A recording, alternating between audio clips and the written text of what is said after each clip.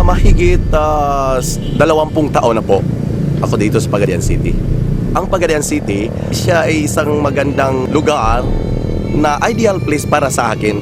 Dito ako nakatapos sa kolehiyo at nakita ko siya na may makukuha ako na magandang kinabukasan dito pa lang sa Pagadian City.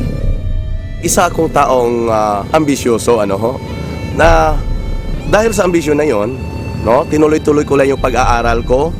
Maraming mga pagsubok na nadaanan ko, pero okay lang yon dahil wala ako talagang magbibigay sa akin ng kinabukasan kundi ako lang mismo. Bago po ang klase ko, naglalaho po ako within Pagadian City. 7 kaming magkakapatid, pero alam nyo, walang-wala rin sila. Kaya nga naghanap ako ng paraan. Hindi ko naman ilintana kung anong ginagawa ko, naglalaho ako. Okay lang yon, basta may marating ako balang araw. Nung nakatapos ako sa pag-aral, diretso, nagturo ako kaagad dahil education po yung natapos ko. Dahil sa marami akong problema, tapos sakitin ako, kaya napag-isipan ko na magninegosyo. Ituloy ko na lang yung pagninegosyo dahil negosyante na ako, diba? Naglalaho ako ng isda. Sa dinami-dami ko ng nasubukan ng mga kumpanya, nasalihan, naroon yung sipag at tiyaga. Pero wala pa rin, hindi pa rin umasinso. Napag-isipan ko na maghanap na naman ibang negosyo. Tinuloy-tuloy ko lang yung paghanap ng kumpanya na kung saan ang mga pangarap ko sa buhay ay talagang maaabot ko. Kaya ito na, nung shinare sa akin ang Royal Business Club, ay talagang pang-7 na to. So ang ginawa ko ngayon ay talagang sineryoso ko siya at pinakinggan ko siya ng mabuti dahil sa magpo 40 years old na ako. Sabi ko, paano na lang itong pangarap ko? Patanda na ako at 8 negosyo na, hindi ko pa nakuha yung pangarap ko. Kaya ngayon, hindi ako nag-atubili sa 6 na negosyo na napasukan ko. Yung pang-6 na negosyo, ang bahay ko at lupa ang itinaya ko. Naging puhunan ko sa negosyo na yon. Bagkus failure pa rin ako. Munti nga ako magpagkamatay dahil parang na lang ang buhay ko. Wala na akong bahay. Kaya paano na lang ito? Hindi alam ng ibang tao na talagang nag-suicide na sana ako. Buti na lang, may aklat akong nabasa. Ang nakalagay doon, nakasaad doon, na failure is not final unless you make it final. Kaya natauhan ako, lalong-lalo na sa ngayon. May inintrust po ang Panginoon sa akin na bata. 6 months pa lang siya sa akin, binigay sa akin. Yun ang pangarap ko, nabigyan ko siya ng kinabukasan. Yun ang nagtulak kung bakit sinalihan ko kaagad. Nagbabaka sakaling, yun na. Sabi ko, umpisahan ko na to dito sa Pagadian.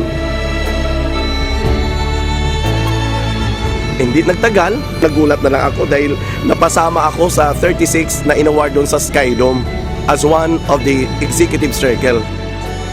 Isa ito sa pagmamalaki ko sa buong buhay ko. Dahil kahit paano, bago pa man ako sa industriya, sa kumpanyang Royal Business Club, pero nakuha ko siya. Pag uwi ko naman dito, dahil weekly yung cheque, 158,000 ang sumalubong sa akin. Kung ano yung nakita ko sa umpisa sa Royal, na talagang ang lahat transparent. Hanggang ngayon, pinatunayan niya. Na diba? Kawi-withdraw ko lang ng cheque ko. 80 plus ngayon. Pero, hindi pa ubos. Ito, isang account pa lang to na binuksan ko ngayon.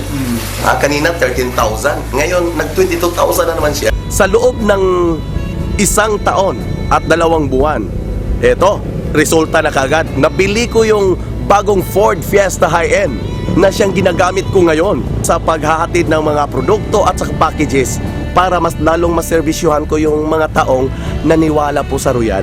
Kung wala talaga ang Royal, ay hindi ko talaga ito maranasan. Kasi sabi ko sa buong buhay ko, kung wala ako sa Royal, yung mga pangarap ko ay nakalibing pa rin. Pero ngayon, nahukay ko na. Kaya sabi ko sa aking sarili, kung ano man yung failures na naranasan ko noon, yun ay bahagi ng aking istorya sa buhay ko. Na paano ko naabot to? Dahil po sa mga failures. Kaya ako rin ay nagpapasalamat sa mga failures na yon.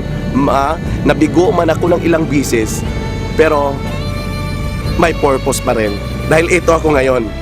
Sa umpisa, dahil wala talaga ako. Eh, the moment na kukuha ako o kay maraming bibili sa akin ng mga packages, eh pinupuntahan ko talaga ang branch. Ayan, wala akong tulog. Kasi pag pumupunta ako ng branch, mga siguro 8 oras bago ko marating yung branch.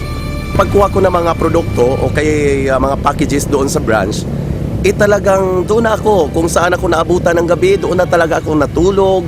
Kasama ko yung mga products at mga packages ng Royal.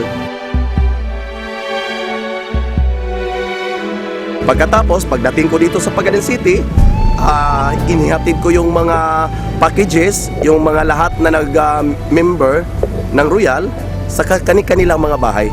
Yun po ang ginagawa ko.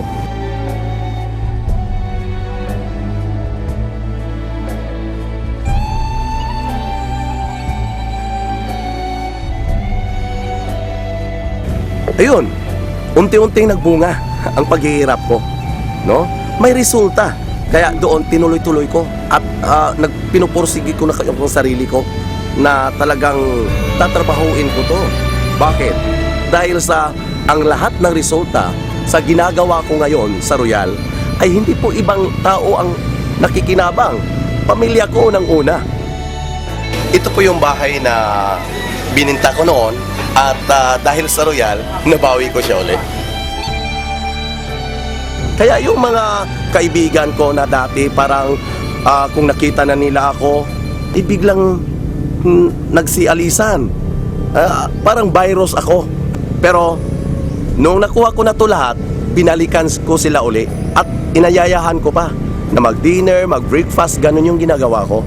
Ang sa akin lang, kung anong narating ko ngayon, kung anong meron ako ngayon, ay ibabahagi ko pa rin sa mga taong nanglalait sa akin.